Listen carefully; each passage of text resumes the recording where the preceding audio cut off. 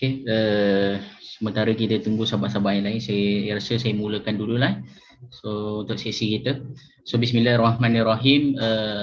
Yang dihormati pengarah UMC Dr. Amiruddin Kamsin. Yang dimuliakan iaitu panel kita iaitu Dr. Fatimah Ahmad Fauzi, merupakan pegawai perubatan yang bertugas di Pejabat Kesihatan Daerah Lembah Pantai. Okey, ketua-ketua jabatan serta sahabat-sahabat ataupun staf daripada UMC sendiri. So insyaAllah pada pagi ini kita akan bersiaran iaitu daripada sesi webinar kita iaitu persediaan dan SOP mengendalikan virus COVID-19. Di mana kita tahu sekarang ni kita tengah menghadapi ataupun masih lagi menghadapi pandemik COVID-19 yang masih lagi dalam ribuan angka. So alhamdulillah so 2 hari lepas YB Menteri kita telah memaklumkan berkaitan ataupun berkenaan dengan wujudnya satu laman web baru yang mana laman web itu dikelolai oleh Kementerian Kesihatan kita iaitu di bawah YB Khairi Jamaluddin. Okey, laman web tersebut adalah menyatakan ataupun numbers cases ataupun kes-kes setiap hari secara data yang lebih telus. Okey, untuk meneruskan agenda webinar kita pagi ini, saya menjemput iaitu panel kita, Dr. Fatimah Ahmad Fauzi. Dengan segala hormatnya, saya persilakan Doktor.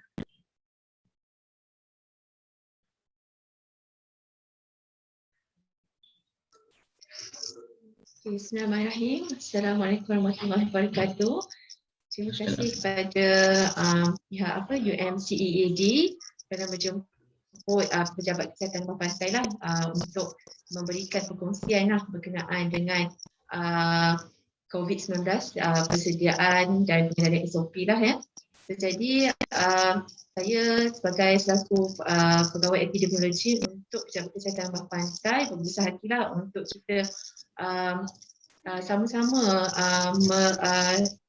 lihat kembali tentang apa sebenarnya situasi terkini COVID-19 di Greater Klang Valley khususnya dan juga apa yang dari segi saya update juga dari segi tentang pengurusan dari segi kes positif, kontak rapat dan juga ada beberapa yang saya boleh bangkitkan tentang variant dan juga isu-isu yang selalu dibangkitkan di media masa juga dan di kalangan masyarakat. Sebelum tu saya nak tanya, okey dengar ke suara saya? Dengar. Jelas okey. Okey, so jadi slide ni nampak ke semua? Nampak Doktor? Nampak ya? Okey. Right. So kebanyakan sumber-sumber saya ni memang yang sedia adalah dekat dalam kita punya website official untuk COVID-19 daripada KKM, Ministry of Health, dan juga kita punya slide ni pun ada sikit ni saya introduce yang mana yang baru je dilancarkan oleh YB Kementerian Kesihatan Indonesia kita, ada COVID Now, itu satu website baru di mana dia punya data-data tu lebih terperinci as compared to before, dan kita ada nampak tunjukkan kat situ juga kalau dia ada gabungan untuk kes positif semasa, kes kematian dan juga data berkaitannya dengan vaksin, status vaksin di Malaysia dan ada pecahan-pecahan ikut negeri. Okey, yang tu boleh layarilah untuk tengok apa lagi info-info yang terkini di dua website Kementerian. Dan saya punya ni pun kebanyakannya ada juga daripada Facebook, Kementerian Kesihatan Malaysia dan juga ada yang daripada luar juga ya. Okey. So saya sharekan slideshow.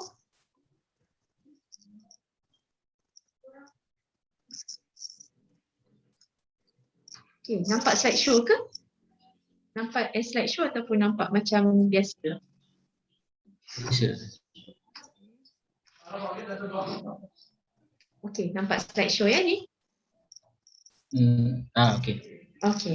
Alright. Okey.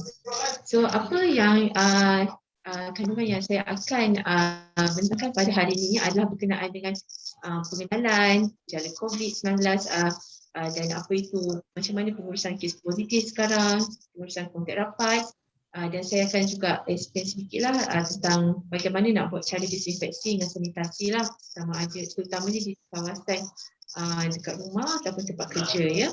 Dan juga berkenaan dengan SOP di tempat kerja ni, saya tak go into detail sangat berkenaan dengan SOP, saya lebih kepada apa sebenarnya yang langkah-langkah pencegahan dan kawalan yang patut kita lakukan sekiranya kita dapati ada kes positif di tempat kerja.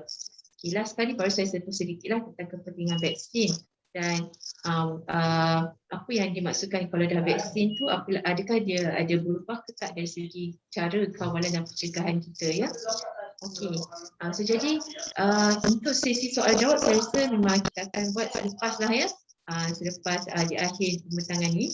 Tapi kalau ada yang nak type dulu message memang dialukan kan kat chat box kan. Nanti kita akan go through balik at the end of the presentation Okey. So, jadi COVID-19 di Malaysia ni sebenarnya bermula sejak 25 Januari tahun lepas ya. Sedar tak sedar sebenarnya dalam 4 bulan lagi kita dah nak hampir 2 tahun menghadap hidup lah, jadi kita panggilkan hidup dengan COVID-19 ni ya. So jadi bukan benda sesuatu yang baru lagi lah, dia bukan satu yang novel lagi. Tapi memang kalau ikutkan dia sebenarnya start ataupun dikesan di Wuhan pada Disember tahun 2019 kan. Asalnya namanya 2019 nCoV. Okay. So dia makin jadi pandemik, so that's why dia jadi WHO tukarkan namanya kepada COVID-19. Okay. So, jadi kalau untuk kes pertama dekat Malaysia 25 Januari, ini dibabitkan 3 warga Cina lah yang masuk ke Malaysia melalui Johor dari Singapura pada 23 Januari. Kemudian pada 12 Mac 2020, WHO telah isytiharkan COVID-19 sebagai pandemik di satu dunia. Okay.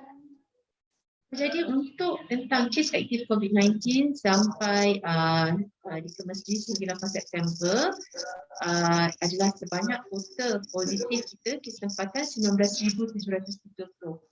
Okay, untuk di Malaysia kita nampak sekarang situasi kalau dari segi keseluruhan jumlah kes baru memang masih lagi macam agak plateau ya. So masih lagi lebih daripada 10,000. So jadi sekarang bila kita lihat kes-kes positif ni walaupun dia banyak lagi, tetapi kalau kita tengok dari segi berapa pecahan-pecahan kes positif ni, majoriti ataupun 83.7% adalah yang layak untuk kuarantin di rumah. Maksudnya mereka ni di kalangan golongan yang tidak bergejala ataupun yang bergejala ringan sahaja dan tidak berisiko ya. Dan daripada situ, daripada yang kata 19,000 positif ni, ada 10.2% saja yang perlu dimasukkan ke pusat COVID risiko rendah ya, yang terletak di MAES lah sekarang ya. And then hospital hanya 5.5%. So jadi dari segi bebanan untuk kes COVID-19 ni sebenarnya nampak ada pengurangan lah dari segi bebanan di hospital dan juga di ICU dan yang mana perlukan bantuan rawat pernafasan. Kita tengok pun sekarang semuanya kebanyakan kurang daripada 1% sahajalah daripada yang perlu ICU, rawatan ICU ataupun bantuan pernafasan ya. Okay, dari segi kematian kita lihat kematian masih lagi lebih angka 3 digit lah ya sekarang, 3 digit dan di mana dia menyebabkan ada 361 lagi lah kes mati semalam pada 2 hari lepas. So ini link-link yang mana saya maksudkan yang COVID Now ni adalah satu website baru daripada Kementerian Kesihatan Malaysia yang berkongsikan untuk data-data terkini COVID-19 di Malaysia, dan official website KKM untuk COVID-19 Malaysia ini menunjukkan dari segi semualah tentang kronologi daripada COVID-19 di Malaysia, so yang kluster-kluster dan pecahan input negeri. So ini yang daripada asalnya lah kita ada wujudkan daripada tahun lepas ya. Okay. Untuk taburan kes mengikut Parlimen di KL ni ya, okay. Kalau ikutkan memang KL ni masih lagi ni lah merah lah ya. Sebabnya kalau kita ikut indikator untuk hijau, biru, hijau, kuning, oren dengan merah ni, memang KL ni masih lagi lebih daripada 40 kes lah ya for the past 2 weeks ni. So jadi untuk dari segi yang paling banyak kalau kita nampak di kawasan Bandar Razak, di Batu, ini kawasan-kawasan yang kita tahu memang kepada penduduknya lebih tinggi lah ya banding kawasan ada satu kawasan lain. Okay, alright. Okay, selain daripada tentang kita tahu berkenaan COVID-19 ni, throughout the year kita dapati ada muncul juga varian baru ya. So banyak orang tanya Delta, Lambda, Mu, tu varian apa ya? So sebelum kita pergi kepada varian-varian tu, kita kena faham dulu apa itu variant of interest, variant of concern dengan variant of high consequence. Okay, untuk variant of interest, dia adalah di mana mempunyai strain yang berbeza daripada yang asal dan dia boleh menyebabkan peningkatan kes yang mendadak dalam sesebuah kluster. Okay. So contoh variant of interest ni adalah Kappa. So far variant of interest ni adalah variant-variant yang kita tak jumpa lagi di kalangan masyarakat. So kalau kat Malaysia, Delta, Kappa ni tak nampak lagi lah ya. Okay. Untuk variant of concern ni, memang ujian pengesanan yang sedia ada ni mungkin boleh jadi kurang efektif untuk detect virus-virus ni, dan dia boleh menyebabkan kurang keberkesanan rawatan dan vaksin yang sedia ada. Dia lebih senang untuk dijangkiti. So, contohnya kalau masa Delta, dia punya risiko untuk berjangkit tu boleh sampai 2 hingga 8 kali ganda. Okay. And then dia menyebabkan kes juga sesuatu kes tu boleh dapat gejala yang lebih teruk. Okay. Ini contoh yang kita famous sekarang dengar Delta lah. Dan selain daripada itu ada juga Alpha, Beta dan Gamma. Untuk variant of high consequence pula, dia tak dapat dikesan melalui ujian pengesanan yang sedia ada. Memang setakat ni kita tak ada lagi lah variant di bawah kategori ni, Alhamdulillah. So dia kebanyakan rawatan dan vaksin memang tidak berkesan dan menyebabkan gejala yang lebih teruk lah dan kemasukan hospital yang sangat tinggi. Okay. Ini dari segi nama-nama variant ni, WHO dia dah gantikan dengan huruf Greek lah untuk nama-nama variant ni, sebabnya sebenarnya setiap variant ni dia ada asal usulnya lah. So jadi kalau dah let's say contohnya Alpha tu dia mula dijumpai dari United Kingdom. So daripada tu dia namakan Alpha, okay, iaitu nama lain dia B117. So jadi ada beberapa lagi lah yang ada daripada India. Kalau yang Mu tu baru didetect pada Januari tahun ni di Colombia. So jadi untuk Delta yang kita Malaysia memang dah kenal pasti, ada dah nampak daripada hasil genomic sequence untuk beberapa sampel yang telah terpilih. Kita nampak ada Delta bukan sahaja di KL tapi ada juga di negeri-negeri lain di Malaysia ni. So jadi dia 2 kali 4 kali ganda lebih mudah merebak lah daripada varian sedia ada, dan dia merebak dalam masa yang lebih singkat. So contohnya kalau sebelum ni, varian yang sebelum ni 5 hingga 8 hari baru boleh berjangkit, tapi yang ni dalam masa 3 hingga 5 hari je dah boleh berjangkit dah. Okay. And then individu yang dijangkiti ni pun lebih mudah menjangkiti orang lain. Okay. Untuk gejala COVID-19 ni, gejala dia berbeza ya, antara individu dengan individu lain, dan juga dia ada dari segi range, ada yang ringan, sederhana, dan ada juga yang teruk. Okay. So jadi kalau kita tengok dia punya gejala tu memang boleh jadi apa-apa saja, dari segi demam, batuk, sesema, rasa penat, letih, cerit-berit, muntah. Okay. So jadi dia tak ada spesifik lah ya gejala dia. Tapi ada serta-serta gejala yang macam kita nampak agak macam pathognomonic lah, ataupun yang macam kita dapat high suspicious ini adalah COVID-19. Contohnya dia tak ada rasa deria rasa dan juga tak ada rasa deria bau. Yang itu setakat ni kita nampak yang macam agak spesifik sikit lah untuk gejala COVID ni. Tapi tak semestinya COVID saja ada gejala tu, penyakit lain pun ada juga. Okay. Untuk 5 tahap jangkitan COVID-19, pertama sekali mungkin orang tu langsung tak ada menunjukkan sebarang gejala. Yang kedua, dia bergejala ringan, tak ada tapi tiada radang paru-paru ya. So dia tak ada dapat pneumonia. Kalau ketiga dia bergejala dan dia mengalami radang paru-paru. Yang keempat dia bergejala mengalami radang paru-paru yang sampai perlukan oksigen, bantuan oksigen ya. Dan last kali kategori 5 dia adalah yang bergejala kritikal dan perlu mendapatkan rawatan di ICU. Okay, so inilah yang kita kata apa maksud Cat 1, Cat 2, Cat 3, Cat 4 and Cat 5 Okay. Untuk dari segi saringan COVID-19, okay. Kalau di tempat kerja memang kita sekarang antara SOP yang perlu dilakukan di tempat kerja adalah first saring dulu suhu dan gejala setiap hari di pintu masuk tempat kerja kan. So jadi dengan adanya sekarang MySejahtera pun boleh update dah yang daily home assessment tu kan. So kita akan memang nasihatkan semua tempat kerja, galakkan semua pekerja pun update dekat MySejahtera everyday sebelum scan. Okay. So jadi dari segi pula testing, okay, untuk jenis saringan di Malaysia kita dah ada sekarang 3 jenis saringan yang main lah sekarang ya, yang banyak dilakukan. First, yang gold standard adalah RT-PCR, okay.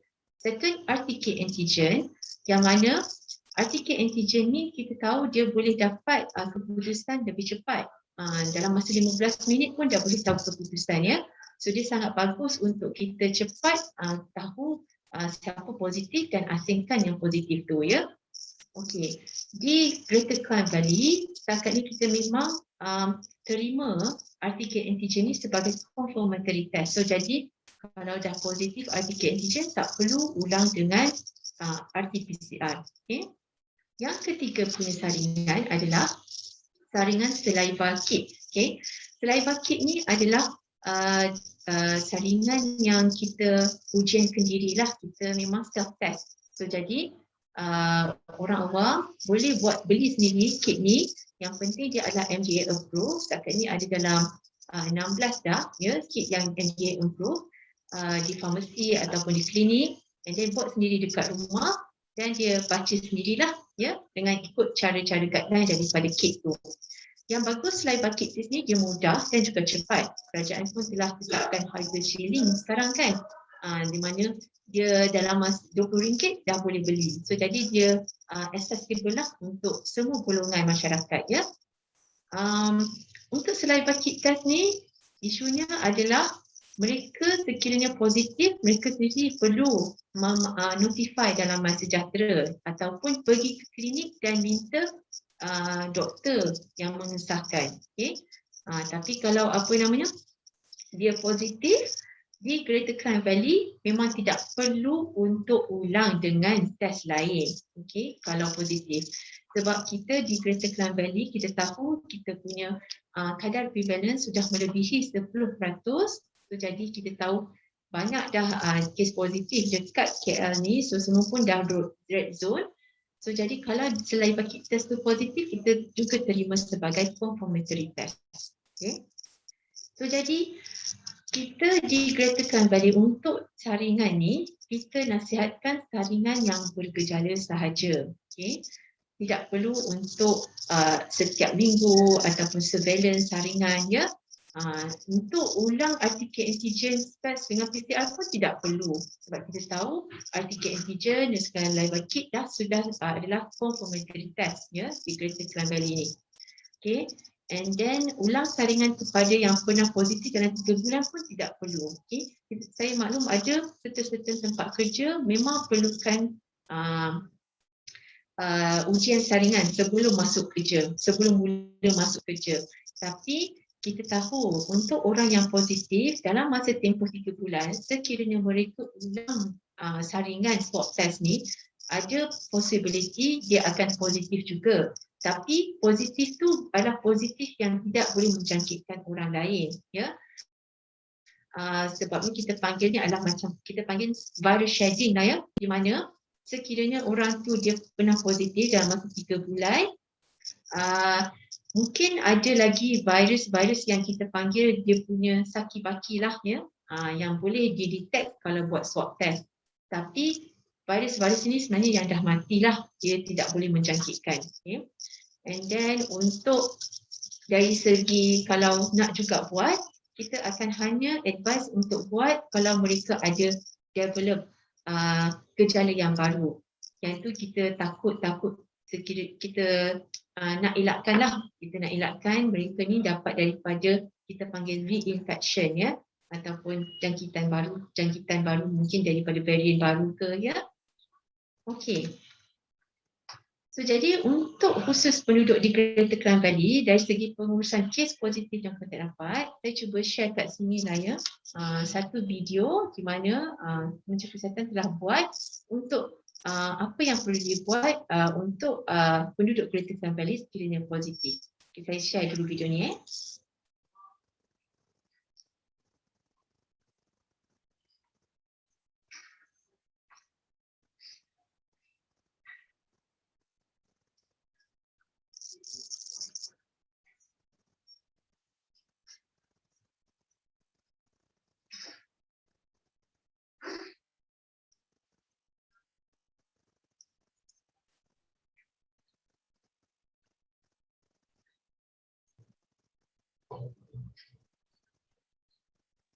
Dia memang tak ada audio ke dia tu?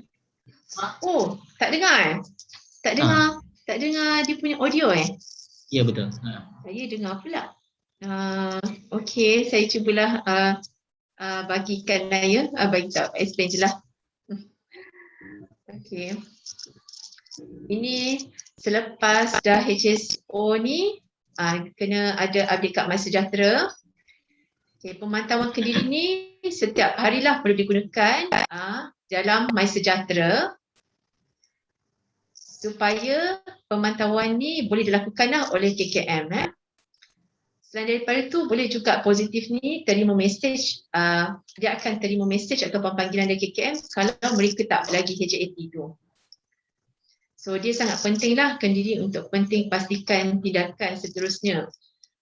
Contohnya jika kekal tak bergejala, teruskan pemantauan Kendiri setiap hari.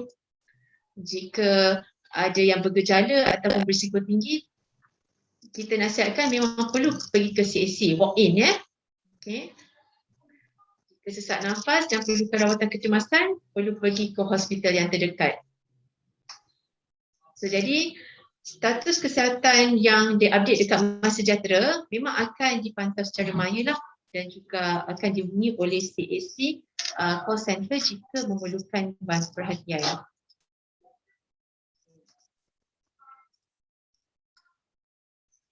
Ya.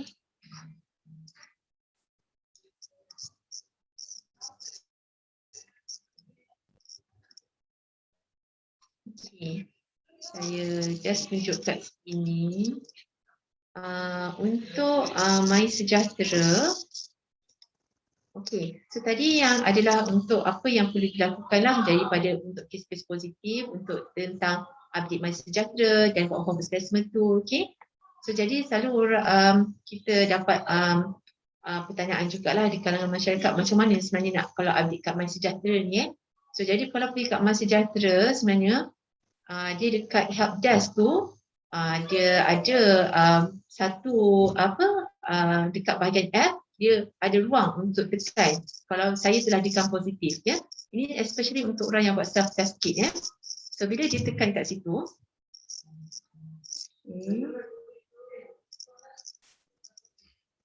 okey, bila dia buat kat situ dia akan minta tanya tempat tinggal. So kita akan nasihatkan dia letak alamat tinggal tempat tinggal yang semasa supaya nanti pejabat kesihatan yang berkaitan akan boleh hubungilah, sebab kita sama ada nak perlu masukkan ke hospital ke ataupun arahkan pergi ke CAC ya. So bila dah isi details tu, so letak ni lah dari segi ujian tu buat kat mana, buat kat makmal swasta ke, kat hospital ke, hospital swasta, hospital kerajaan ataupun buat self test gitu.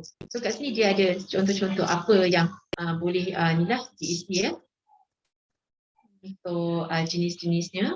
Dan last sekali dia minta attachkan. So kalau buat self test kit boleh letak gambar lah ya, gambar yang mana ada 2 line tu ya, gambar kit tu. Okay, so jadi simple je dia punya step sebenarnya untuk macam mana nak notify positif dekat MySejahtera tu. Okay. So jadi the point is kalau untuk kes positif kita minta Kalau tahu positif, jangan panik dulu ya. Sebab kita tahu COVID-19 ni dia dah lama dah ada dekat negara kita dan dalam masyarakat kita. So jadi first jangan panik. So siapa yang positif, kekal di rumah dahulu, dan bila dah tahu positif, assess dulu. Maksudnya kena pasti dulu. Dia ini bergejala ke ataupun tak bergejala ya. Kalau sekiranya bergejala, kita memang suggest terus boleh walk in ke nearest CAC dah. Seeloknya CAC ikut alamat rumah semasa. Okay? Contohnya kalau tinggal di OUG Park, pergi ke CAC di bawah Pejabat Kesihatan Lembah Pantai di komuniti Bukit Bandaraya lah ya. Kita yang tu dekat mana nak pergi CAC mana? Boleh je pergi dekat website KKM, dekat situ ada list untuk CAC dekat KL kat mana, Selangor kat mana, negeri-negeri lain pun ada. Okay? Untuk seterusnya, bila sekiranya tidak bergejala, di mana lepas dah notify yang macam tadi tu, notify sendiri positif, selagi tak dihubungi PKD, buat update daily yang home assessment tu. Sebab daily home assessment tu yang daripada MySejahtera tu dipantau oleh ada satu pasukan pemantauan di pihak KKM. So mereka akan tengok kena pasti. Kalau sekiranya ada hari-hari yang ada keluar gejala yang kita panggil warning sign, contohnya demam ke, makin susah nafas, rasa susah nafas ke, ataupun makin rasa lemah badan. So yang tu mereka akan dihubungilah oleh operator ataupun dan mereka akan dinasihatkan untuk pesakit-pesakit ini terus pergi ke CAC untuk dilihatlah oleh pegawai perubatan supaya kita akan nilai sama ada perlu tak dimasukkan ke hospital. Okay? So jadi untuk mereka yang let's say kata daripada awal adalah tidak bergejala ataupun bergejala ringan, so PKD akan hubungi dan juga bagi appointment untuk masih datang ke CAC ya, terutamanya yang bergejala ataupun tak bergejala tapi berisiko tinggi. Okay, golongan berisiko ni siapa? Iaitu golongan mengandung.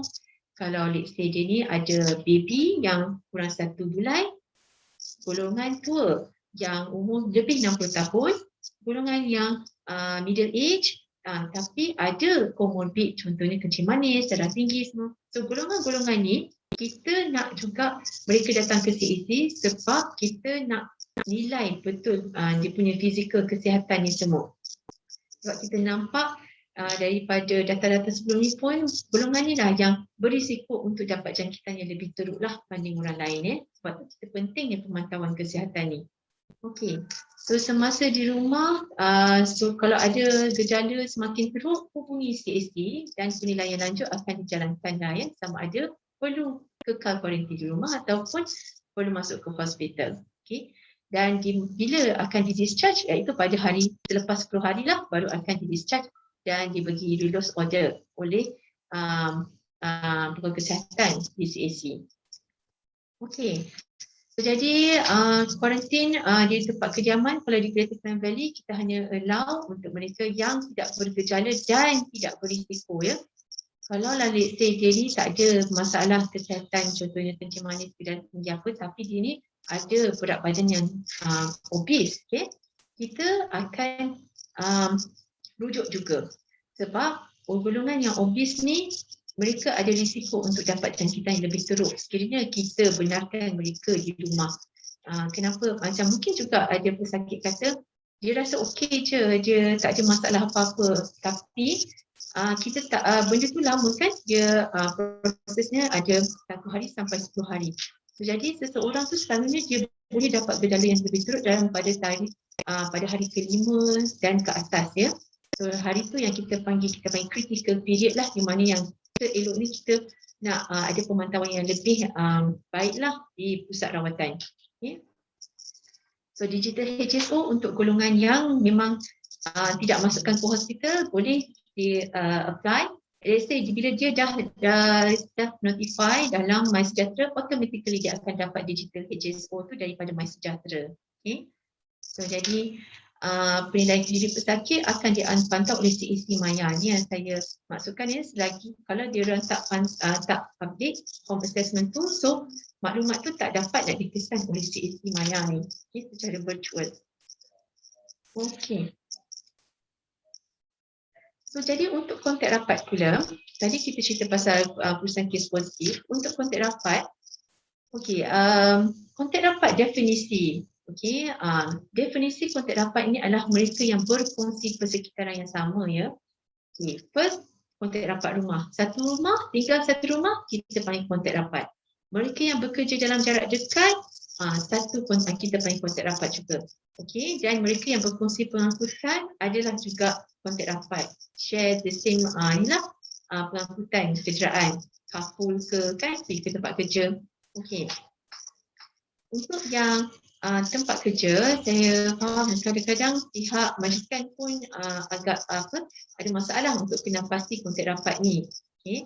So jadi untuk di tempat kerja ni, kontak rapat adalah di mana yang kita tahu mereka contohnya duduk dalam kawasan kompartmen yang sama, dan mereka ni exposure akan ada terdedah lama lah, terutama mereka ya, walaupun semua pun pakai mask. Okay. So jadi kalau kontak rapat dekat office tu, kita kena pasti kat mana cubicle mereka duduk ya, dan kalau duduk satu bilik tu kita panggil kontak rapat lah ya. So jadi untuk contohnya kalau ada office yang besar dan yang kita panggil wide area kan, di mana ada mungkin berpuluh-puluh lah bekerja kat situ. So yang tu lebih kita kena pasti kat mana kawasan yang terdekat dalam lingkungan 1 hingga 2 meter dia. Okay. Untuk mesyuarat pula sekiranya ada, so kita kena tengok balik mesyuarat tu dikendalikan mengikut SOP ke tidak, and then berapa lama duration mesyuarat tu. Kalau lah 2 jam dan ke atas dan semua pun dalam satu kawasan yang agak kurang pengudaraan, so kita akan consider kontak rapat kepada yang betul-betul dekat lah dalam mesyuarat tu. So sebenarnya semua tu akan bergantung kepada penilaian risiko. Okay. Okay, and then pengurusan kontak rapat digeritakan kembali sekiranya seseorang itu dia kena pasti dia adalah kontak rapat kepada seseorang, so dia perlu juga isytiharkan di dalam MySejahtera. So bila dia dah declare dekat MySejahtera, dia akan dapat virtual digital home surveillance order juga. Okay. And then bila dah habis 10 hari, sekiranya tidak bergejala, dia tak buat test, so dia akan habislah untuk sampai release order. Tapi kalau dalam tempoh 10 hari tu dia ada bergejala, dia perlu buat swab test. Okay. So jadi tak ada dah lagi sekarang rules di mana kontak rapat perlu buat 2 kali saringan, tapi mereka hanya perlu buat sekiranya bergejala saja. Okay. So kalau mereka ada dapat digital HSO, mereka juga akan dapat automatically digital RO pada hari ke-10. Untuk kalau mereka yang dapat digital ni, apa yang kita nasihatkan sekiranya majikan nakkan bukti, kita nasihatkan mereka screenshot lah ya, screenshot dan share kepada majikan. Sebabnya pihak KKM telah beri mengatakan sebenarnya digital HSO ni dia punya kuasa sama sahaja macam physical HSO tu. So sekiranya sudah ada dapat digital ni, tidak perlu pun sebenarnya untuk dapat yang secara fizikal. Okay. Alright, ini contoh cara nak isytiharkan diri kontak rapat lah ya dekat dalam MySejahtera. So jadi siapa yang perlu jalani ujian COVID-19 ni? So first, kontak rapat yang bergejala. Okay. Second, kontak rapat ni yang tak bergejala pula, dia perlu melakukan pengasingan lah 10 hari kat rumah. Okay. Kalau golongan yang berisiko tapi tak bergejala, yang tu kita suggest juga untuk buat saringan lah ya. Okay. Alright. Sekiranya lah kontak rapat ni dia bergejala dan dia buat test, dia positif, so yang ni kita memang nasihatkan terus pergi ke walk-in ke CAC yang berhampiran ya, untuk dinilai oleh pegawai perubatan. Okey. Apa jadi kalau let's say dalam satu rumah ada yang mula-mula positif? Okey, contohnya dalam rumah ni ada 4 orang, so mula-mula seorang positif. So 3 adalah kontak rapat. Untuk 3 orang ni, mereka akan kuarantin 10 hari. Katakan pada hari kelima mereka kuarantin, seorang daripada 3 orang ni bergejala. Dia buat test jadi positif. So adakah 2 orang lagi perlu tambah 10 hari? So, sebenarnya mereka hanya perlu tambah 4 hari daripada 10 hari yang sepatutnya mereka kuarantin. Untuk menjadikan keseluruhan tempoh kuarantin adalah 14 hari. Sebabnya kita tahu mereka semua pun telah terdedah daripada punca yang sama, iaitu kes positif dalam rumah tersebut. Okey. Ini dengan syarat semua pun memang kuarantin dah ya, sejak daripada kes positif telah dikesan. Okey. Terusnya saya cerita sedikit berkenaan dengan disinfeksi ataupun sanitasi. Okey, untuk tata cara pembersihan dan disinfeksi ni di tempat awam ataupun khususnya lah ya di tempat awam, boleh rujuk kepada Annex 36 di garis panduan Kementerian Kesihatan Malaysia lah untuk pengurusan COVID-19 ni. So, jadi kalau kita lihat kat sini, cara nak bancuh kita punya Clorox saya selalu kita suggestkan untuk bahan peluntur ni untuk jadikan sebagai bahan untuk disinfeksi, dia bergantung kepada kepekatan sodium hypochlorite lah sebelum dibancuh. So jadi sebelum bancuh tu tengok dulu berapa percentage of sodium hypochlorite. So jadi kalau dari segi dia punya concentration ataupun kepekatan, kalau nak buat disinfeksi di persekitaran dalam bangunan, contohnya kat tombol pintu, kat atas meja kan, dan ataupun juga di persekitaran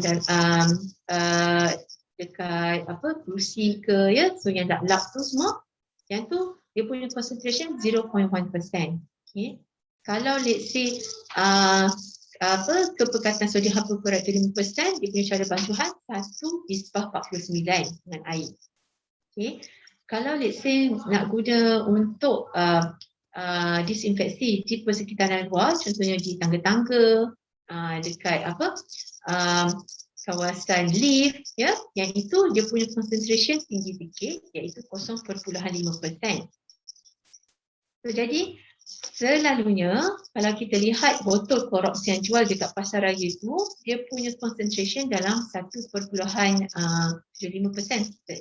saya. So, jadi kalau yang macam tu dia punya bancuan sebenarnya 1/10 lah untuk dapatkan 0.1% kepekatan. So, jadi itu yang saya katakan, cara bancuhan dia bergantung kepada kepekatan sodium hypochlorite yang asal tu sebelum dibancuh ya. Okey. Alright. So jadi detail-detail untuk cara pembersihan dan disinfeksi ni boleh lihat dalam Annex 36 ni. So dia boleh ada cara-cara lah, sama ada guna peralatan spray ataupun kita kalau dekat rumah tu kita sebenarnya boleh je guna yang spray biasa yang kita beli dekat kedai RM2 pun ada, yang spray untuk bunga semua tu. So botol spray tu pun kita boleh gunakan. Cumanya sekiranya guna bancuhan sodium hypochlorite ni, Clorox ni, dia boleh pakai sekali je. Dia tak boleh guna macam contohnya ada baki hari ni guna untuk besok, dia tak pernah. So dia kena pakai untuk sekali guna je lah. Ya? Okey.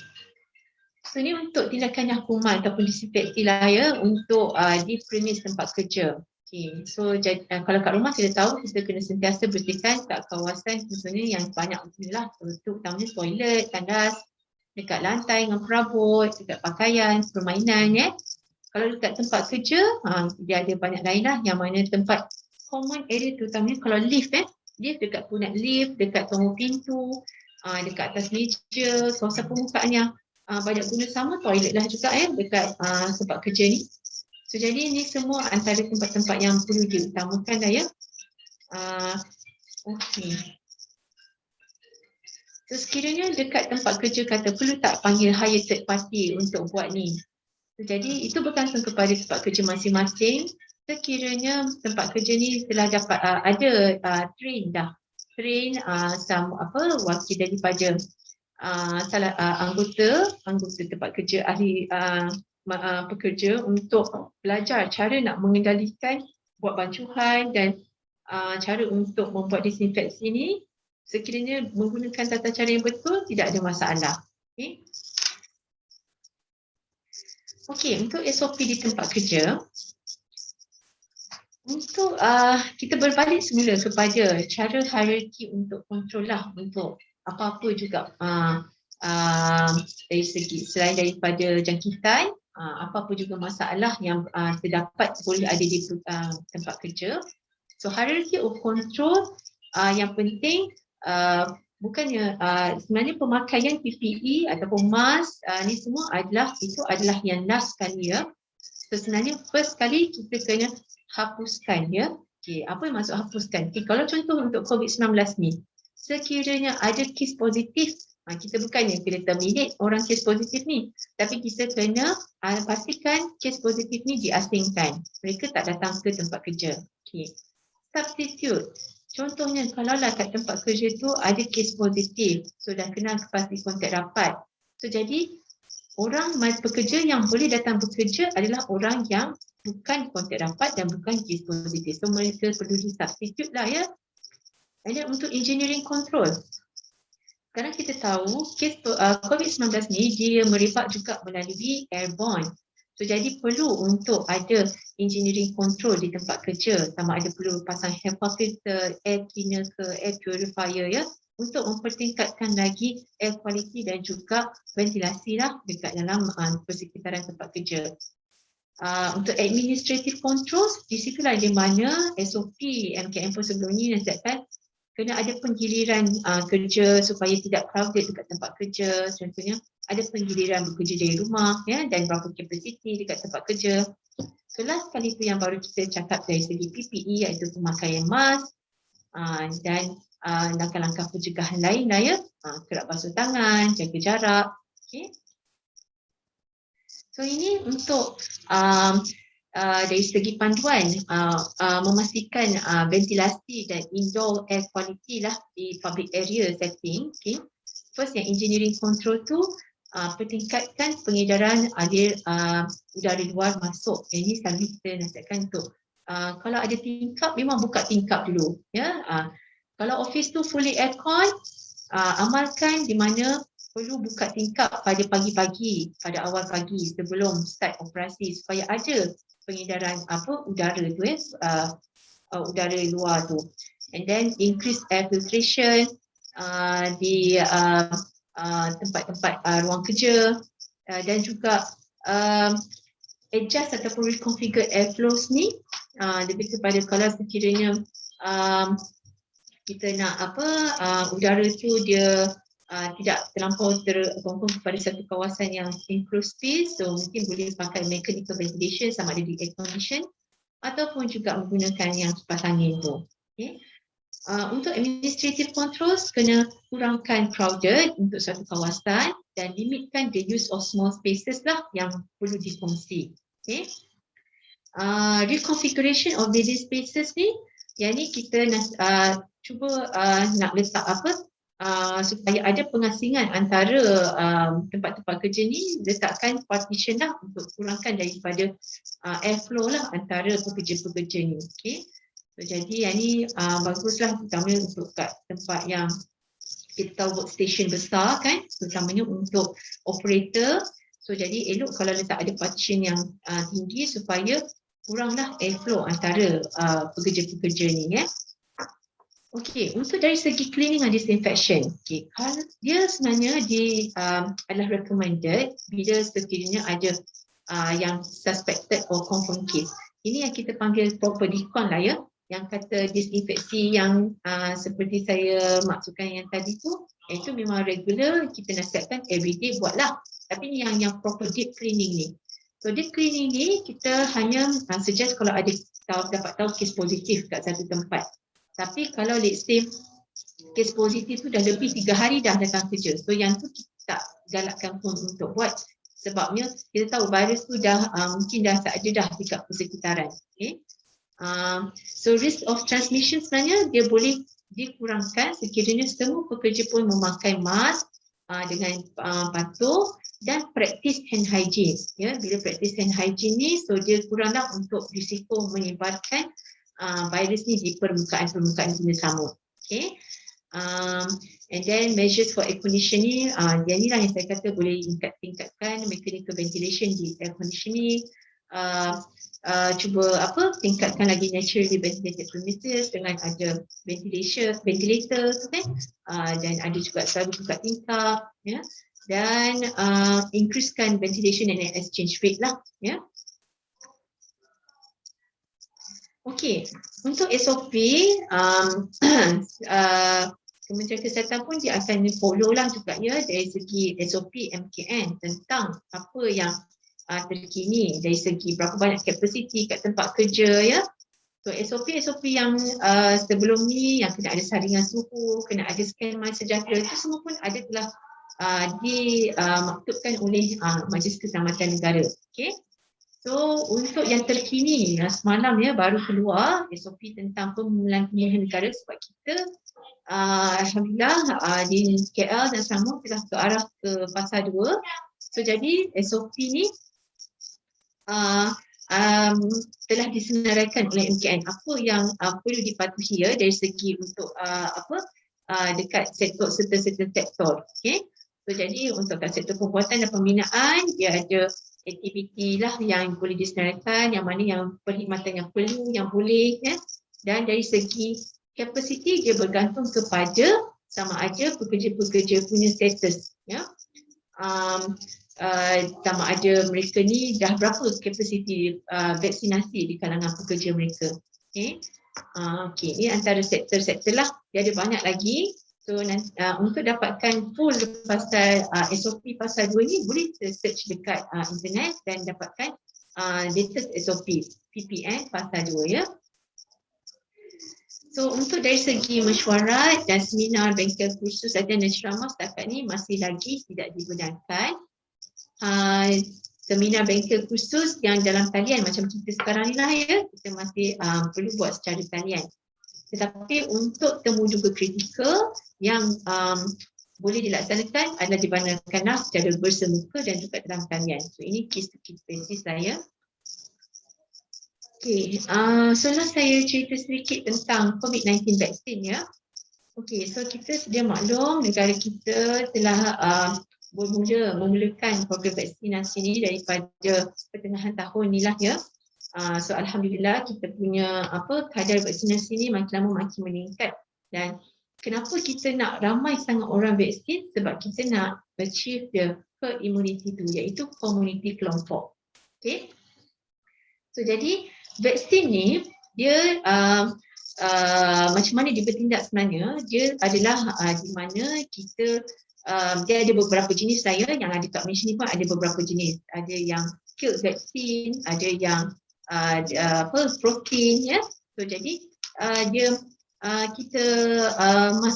vaksin ni dia disuntik dalam badan manusia sebabnya dia nak hasil sistem imuniti badan tu menghasilkan antibody yang spesifik terhadap virus COVID tu ya. So bukannya maksudnya kita masukkan vaksin virus, tapi kita masukkan sama ada dari segi protein ataupun killed vaksin ataupun vaksin yang telah dimatikan ya. So vaksin ni meningkatkan tahap imuniti badan tanpa menyebabkan jangkitan penyakit lah ya. Tapi dari setiap individu dia ada lain-lain lah dia punya reaksi terhadap vaksin ni. Ada yang dapat gejala sedikit kan, side effect, kita panggil side effect lah ya, selepas dapat vaksin tu bergantung kepada individu masing-masing. Okey, tapi semuanya tu setakat ni daripada segi rekod AFI kita pun tak ada yang dapat side effect yang teruk lah ya. Okay, and then selain daripada hasil daripada suntikan vaksin ini, sistem antibody akan bertindak ke atas virus COVID-19 sekiranya terdedah kepada virus COVID. So jadi dia jadi macam kita punya shield lah, kita punya protection. So sekiranya sebab kita dah ada create immunity dalam badan, so kalau kita terdedah lagi dengan COVID-19 virus tu, dia antibody tu boleh melawan. Kita panggil macam askar-askar lah ya. Tetapi adakah dia 100% boleh melawan semua jenis COVID-19 virus ni? Okay, sebab kita tahu tadi COVID-19 virus ni dia dah muncul dah macam-macam jenis variant. Dia dah ada mutasi dah for the past 1.5 year ni. So jadi dia punya keberkesanan tu bukan 100%.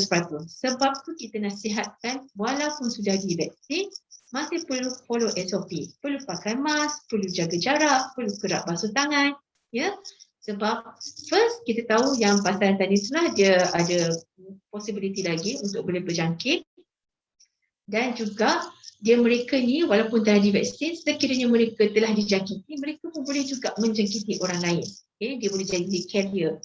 Dan juga mereka ni untuk yang telah divaksin ni,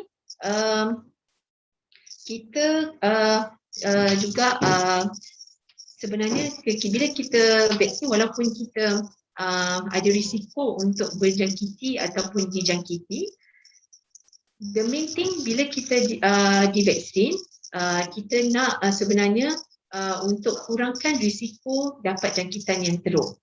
Okay. Setakat ni vaksin yang diberikan di Malaysia, alhamdulillah dia masih lagi kita nampak ada keberkesanan untuk melawan Delta variant ataupun mencegah daripada serta variant ni lah. Tetapi dari segi untuk sama ada kita kata semua dah vaksin ni tak perlu pakai mask ke apa semua, tak boleh lagi. Sebab kita tahu Malaysia masih belum lagi dapat achieve immunity kelompok. Ya. So, jadi masyarakat kita tak semua lagi dah vaksin. Okay. So jadi itulah, tapi kalau nak kata dia berkesan tak untuk kurangkan jangkitan yang teruk, setakat ni alhamdulillah kita sendiri nampak.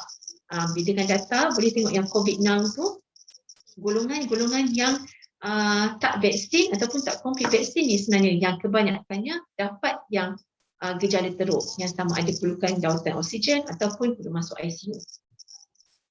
Okey. So, jadi kesimpulannya, kita untuk di tempat kerja, pengawasan SOP di tempat kerja ni sentiasa perlulah. Ya, pihak majikan perlu sentiasa memantau cara SOP tempat kerja di kalangan pekerja dan juga mengingatkan pekerja-pekerja untuk sentiasa buat langkah kawalan dan pencegahan di tempat kerja. Ya. So, jadi kalau sekiranya ada pekerja-pekerja yang positif, maklumkan kepada majikan supaya mereka pun dapat cepat kenal pasti siapa kontak rapat dekat tempat kerja. So, supaya tak ada penularan pula jangkitan tu dekat tempat kerja. Okay?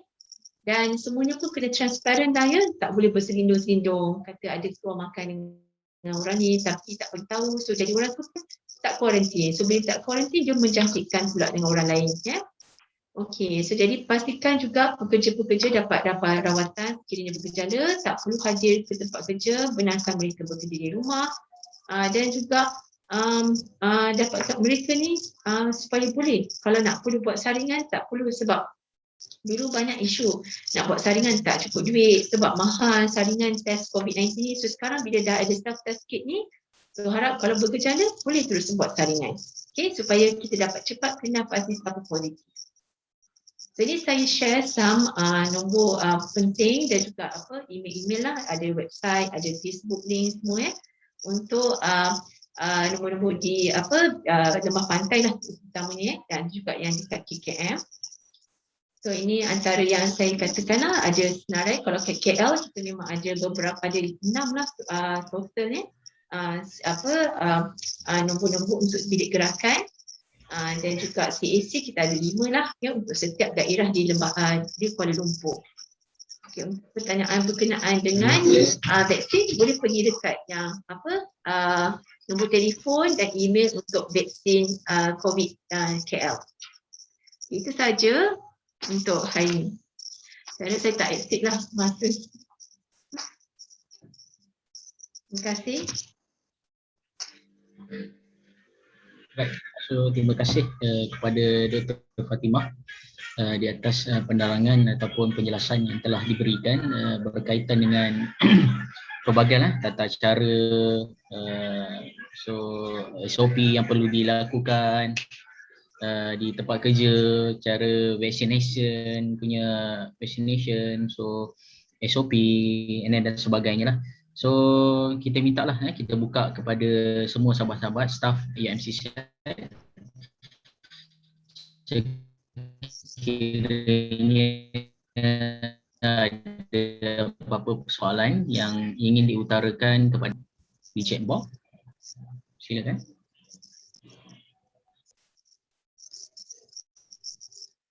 Doktor. So satu soalan Doktor. Adakah jangkitan boleh berlaku melalui pembelian makanan di luar? Okey. Okay, untuk jangkitan dekat makanan, maksudnya delivery ke dine in? Apa maksudnya? Saya rasa tu dine in dan delivery.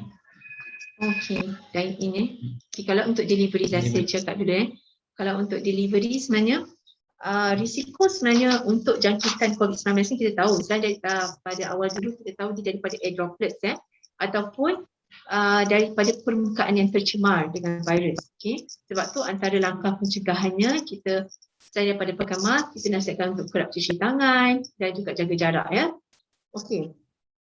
Untuk dari segi cara jangkitan melalui permukaan ataupun dari segi contaminated surface ni, dia bergantung kepada juga dari segi jenis yang surface tu lah, kayu ke, metal ke, aluminium ke, plastik ke So dia ada jangka hayat di mana virus tu boleh bertahan lah untuk permukaan-permukaan ni. Paling lama kebanyakannya kalau dekat bahagian besi metal dan juga untuk aluminium dia agak kurang sikit, few hours je, tapi ada metal mungkin for few days boleh adalah virus tu sekiranya tidak disinfeksi. Okay. Namun kalau kata risiko tu masih ada, tetapi dia tak sebanyak as compared to kalau risiko yang direct contact, di mana kita memang ada bercakap dengan orang yang positif ataupun dekat dengan orang yang ada positif ataupun berada di ruang lingkup yang sama dengan orang yang positif. Okay. Sebab tu tapi untuk kurangkan risiko-risiko ni tu yang kita kena amalkanlah langkah-langkah pencegahan yang seperti yang saya mention tadi. So jadi kalau let's say kita delivery, kita pastikan kita cuci tangan sebelum kita start nak makan semua tu kita buang plastik tu semua ada juga orang yang dia spray dulu semua plastik sebelum dia pegang itu bagus untuk masing-masing punya capacity tapi yang penting cuci tangan. So samalah cuci tangan sebelum mengambil makanan, sebelum makan Kalau dari segi dine in sesama kita bila kat dine in kita sebab kita nasihatkan restoran-restoran ni SOP dia kena buat disinfeksi. Sebelum ni dia lap guna kain basah je. So sekarang kita nasihatkan mereka guna disinfeksi juga untuk kat meja-meja makan sebelum dan selepas orang baru masuk So kat permukaan. So nanti bila makan untuk yang kita tahu bila makan memang mana ada orang makan dengan mask kan. Semua orang makan tanggal mask. So itu yang risiko tinggilah kalau dine in ni. Sebab kita pun tak tahu siapa yang sekitar kita makan kan yang lain.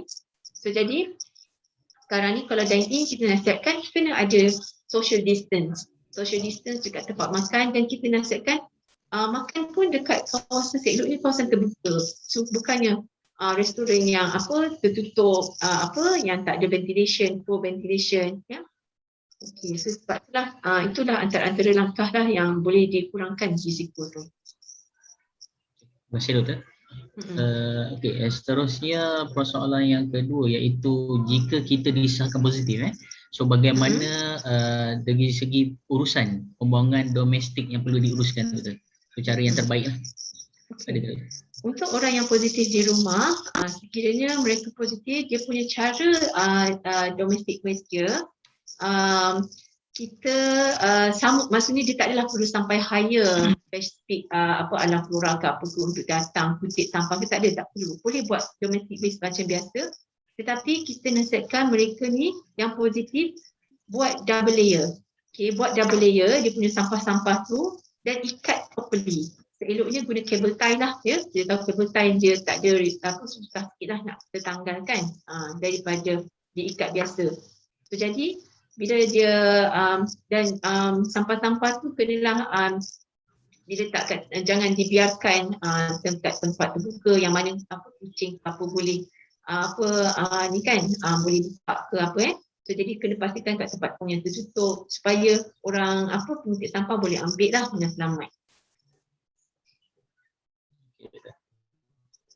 Lagi satu doktor, saya rasa yang perkara ni ataupun persoalan ni sekarang ni sering kali diutarakan, iaitu berkaitan dengan spray gun ataupun sanitize yang kita gunakan di rumah tu kan. So adakah dia ini keberkesanan tu doktor? Okey. Ada orang Yang mana satu, yang dia Dettol tu ke? berkesan atau tidak? So, jadi untuk dari segi kalau dari segi apa, kita beli apa-apalah disinfeksi, alat disinfeksi ya. Bukan, sekarang ni yang ada yang kita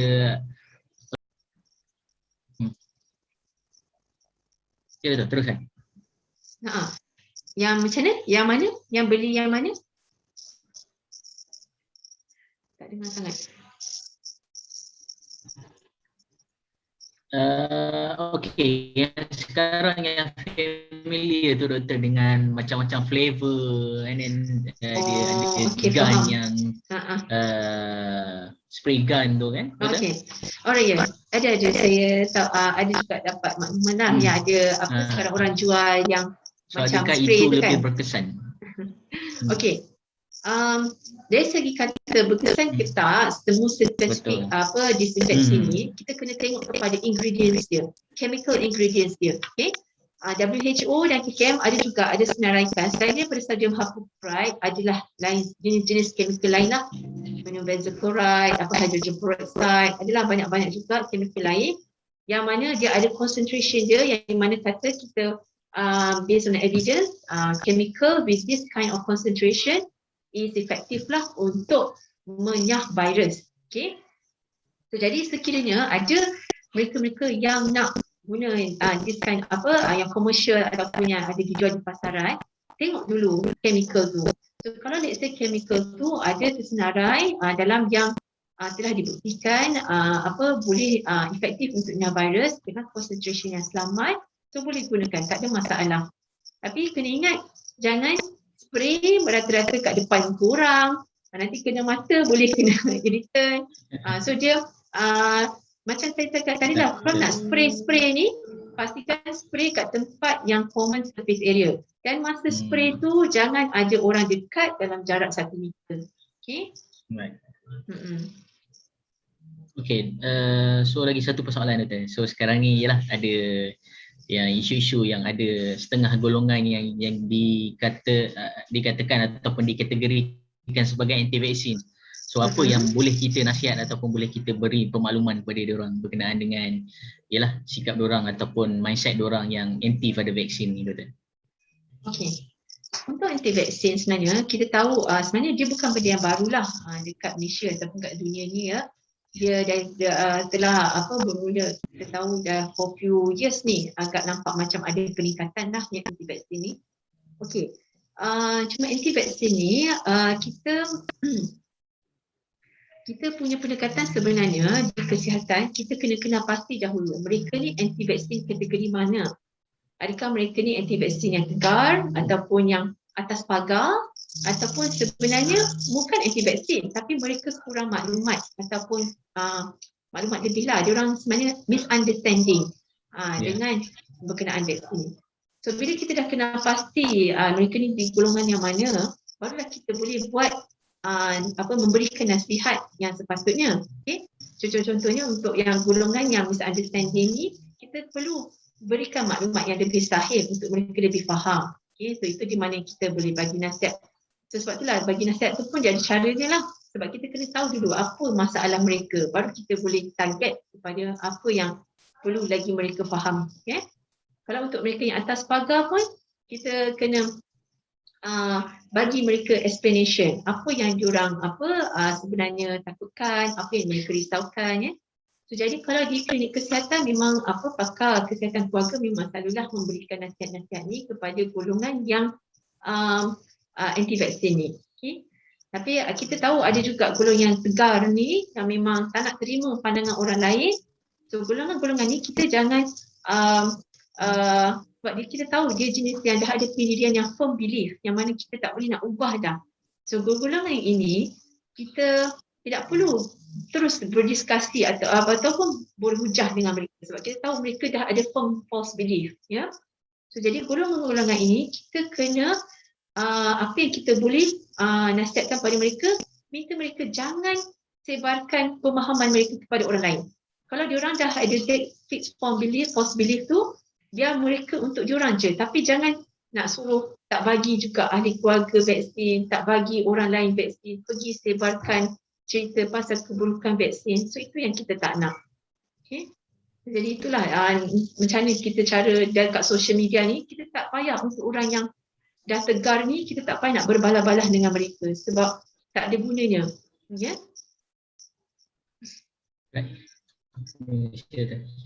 So soalan seterusnya, so bagaimana so kalau kita di dalam satu rumah and kita as a negatif, so ada pesakit yang positif di dalam rumah kita sendiri, so adakah kita ni boleh menguruskan daripada segi pakaian pesakit yang positif tu, adakah boleh? Okay.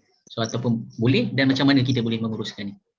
Okay, kalau ada adik keluarga yang positif kat rumah, dia punya cara pencucian pembersihan pakaian mereka perlulah diasingkan. Dia tak boleh masuk sekali dalam mesin-mesin, basuh sekali dengan yang negatif ya. So jadi dia punya pencucian tu kena asingkan, dia punya even makanan pun, peralatan makanan pun kita tak boleh nak kongsi. Dia kena guna spesifik ataupun nak senang guna yang pakai buang. Okay. So jadi untuk dari segi penyucian tu, kalau kita tak nak kurangkan diorang ni bergerak keluar kat rumah kan, nak suruh duduk dalam bilik je, orang yang mengendalikan dia punya pakaian tu boleh mengendalikan, tapi dengan syarat kena ada pakai PPE jugalah. Okay, tak ada semestinya masuk kena beri suit putih tu ya. PPE yang dimasukkan adalah kena pakai glove, pakai mask masa nak basuhkan baju dia, dan kalau ada apron plastik pun lagi bagus supaya tak terkena dekat pakaian sendiri. Okay. Okay. So ada apa-apa ke lagi persoalan daripada sahabat-sahabat kita di MC Set?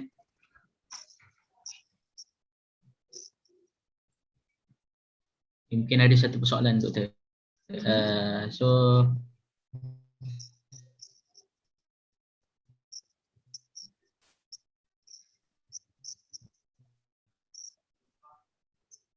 dia nak tahu macam mana ataupun virus COVID ni, contoh kita di dalam satu pejabat, and then berapa, so itu persoalan tu. Berapa?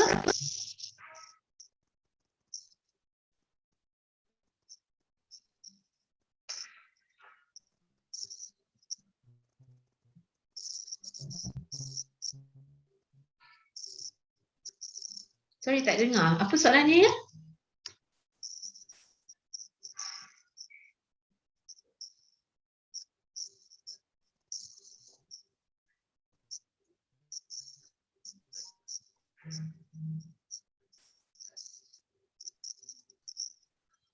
Berapa lama?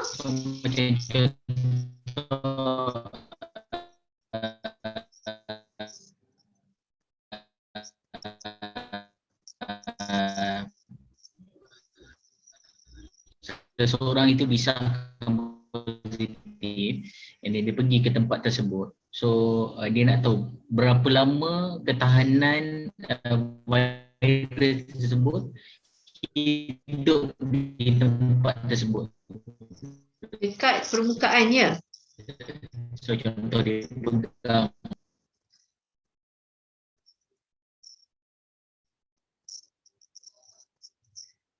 mana ya?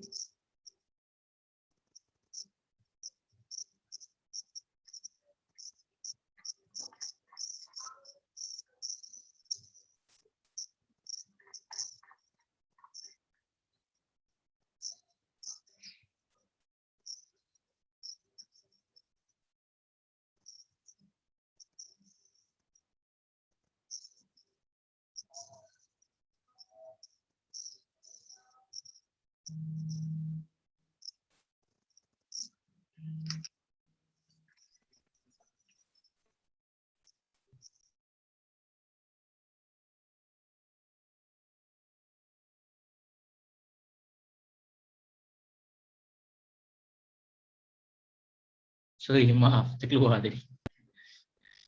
Betul?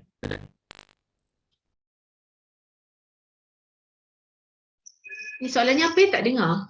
Tadi tak clear line. Okey doktor. Soalan dia, sekiranya seseorang pesakit yang positif pergi ke sesuatu tempat tu, so maksudnya dia dah pegang meja and then rail ke dan sebagainya, so dia nak tahu jangka masa virus tu kekal ataupun hidup di tempat tersebut, jangka masa tu ataupun ketahanan virus tersebut di tempat tersebut. Okey, macam saya mentionkan tadi, untuk dari segi virus tu lama dekat certain permukaan ni, sebenarnya dia tak ada fix sangat lah ya dari segi jangka, sebabnya ini adalah berdasarkan kajian lah. Kajian untuk dari segi persekitaran punya virus ni tahan berapa lama ya. So ada kajian kata 2 hari, ada kajian kata 3 hari, ada kata beberapa jam. So saya untuk dari segi saya ada, kalau macam saya kata dia bergantung kepada jenis, sama ada permukaan, dia metal ke, sama ada dia wood ke, plastik ke, ya, dan juga dari segi dia punya material lah, material untuk permukaan tu. Kalau macam untuk jenis yang kayu macam tu, yang tu dalam 3 hingga 5 hari lah ya. Kalau untuk aluminium dalam beberapa jam macam tu. So jadi dia berbeza-beza lah untuk tu. Sebab tu kita nasihatkan kalau macam let's say ada permukaan yang banyak guna, contohnya lift dengan toilet kan, dekat tempat kerja, at least dalam 2 kali sehari buat sanitasi tu, supaya risiko untuk kalau dah let's say tempat tu dah terjangkiti dapat kita kurangkan lah. Bagikan tu. Terima kasih doktor. So tadi doktor ada share ataupun doktor ada maklumkan berkenaan laman web baru di bawah keseliaan so saya dah tengok lah ni and then baguslah so kalau boleh sahabat-sahabat di MCSAT boleh layari covidnow.gov.my, betul? So kat sini kalau saya tengok dia every ni dia akan update lah. So update yang terkini pada tarikh hari ni jam 10 pagi. So kita boleh tengok lah kes-kes dekat sini. So baguslah benda ni. So laman web ni agak bagus. So dekat sini pun dia akan nyatakan berapa yang kuarantin, so berapa jumlah yang ratusan yang berada di hospital dan sebagainya lah. So doktor pun ada share tadi kan. So nanti bolehlah sahabat-sahabat pergi ke laman web rasmi iaitu di bawah Kementerian Kesihatan covidnow.moh.gov.my. So nanti bolehlah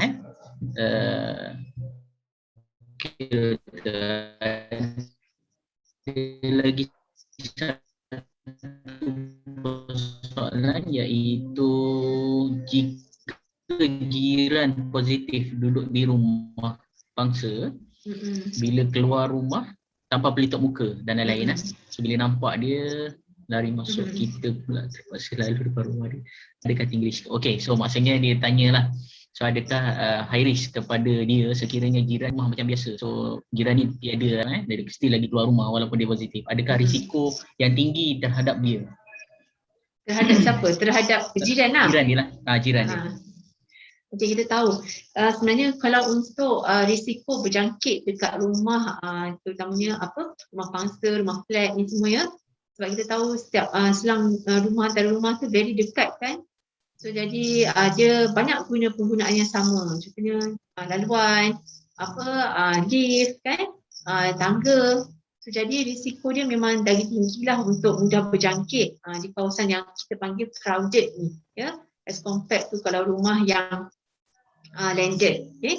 So jadi bila untuk yang ni kita nasihat, sebab tu kita nasihatkan kalau dekat macam rumah ni, kalau let's say tak sesuai untuk di quarantine kan, sebab rumah crowded semua ni, kita nasihatkan mereka untuk asingkan di pusat quarantine. Okay.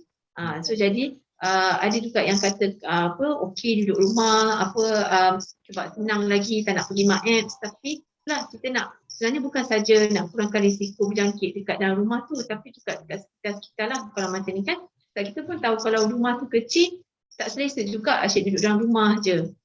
Tapi itulah, patutnya orang yang positif ni memang kena kekal di rumah lah, tak boleh keluar-keluar. Even pun dekat sebabnya dia pergi dekat kawasan dekat tempat yang depan dekat luar dia tu tempat yang guna sama untuk jiran-jiran lain juga. Yalah, betul.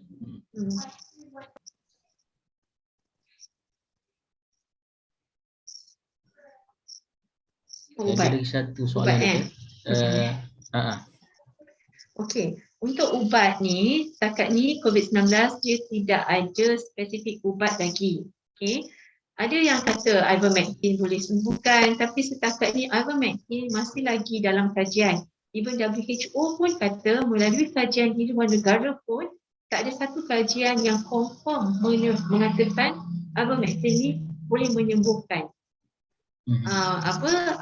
COVID-19. Okey. So, jadi untuk itu dari segi sama ada COVID-19 ni ada spesifik ubat, kita tak ada spesifik ubat. So jadi ivermectin jangan beli dahulu atau ambil cara sendiri semua sebab kita tak tahu side effect dia lagi. Okay, nanti dapat penyakit lain pula. And then lepas tu untuk dari segi vitamin, kita tak ada masalah as long as vitamin yang suplemen biasa tu tak ada masalah. Kalau kata nak dapatkan vitamin C ke apa, itu semua adalah kita panggil suplemen saja, tapi bukan menyembuhkan.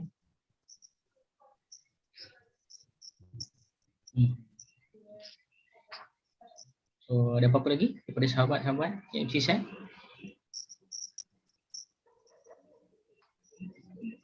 Ada ke? Just saya nak share jugalah kepada sahabat-sahabat yang MC set So, Dr. Fatimah ni merupakan orang kuat So sekiranya kalau di PKD ataupun pejabat kesihatan daerah lembah pantai ataupun di Kuala Lumpur ni, Dr. Fatimah adalah orang penting So maksudnya daripada segi pengawalan kes positif, and then kalau ada kawasan yang di lockdown ataupun terlibat dengan PKPD so Dr. Fatimah merupakan orang-orang utama lah, orang penting bersama dengan bos beliau iaitu Dr. Fayad, and then tim dia Dr. Daniel dan ni lah. So saya sebenarnya ada jugalah biasa sebab tempat saya pun pernah PKPD. So ada berjumpa dengan Dr. Fatimah. Terima kasih jugalah kepada Dr. Fatimah and dengan tim lah.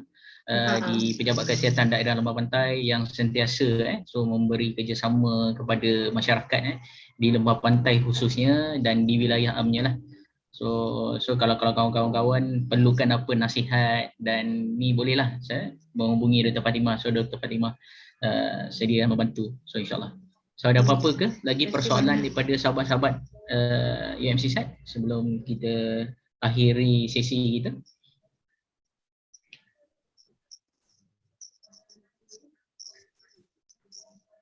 So sekiranya tiada, so sekali lagi lah So saya sekiranya tiada, sekali lagi saya wakil daripada ada.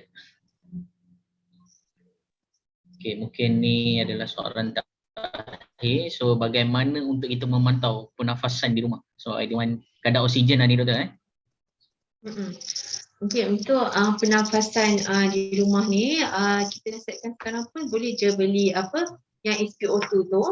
SpO2 ni yang boleh beli di farmasi lah, kita galakkannya beli yang ada MDA approved juga. Sebab kalau kita beli yang secara di talian tak ada tulis MDA approved, kita akan kuantiti lah, dia punya bacaan tak accurate lah ya.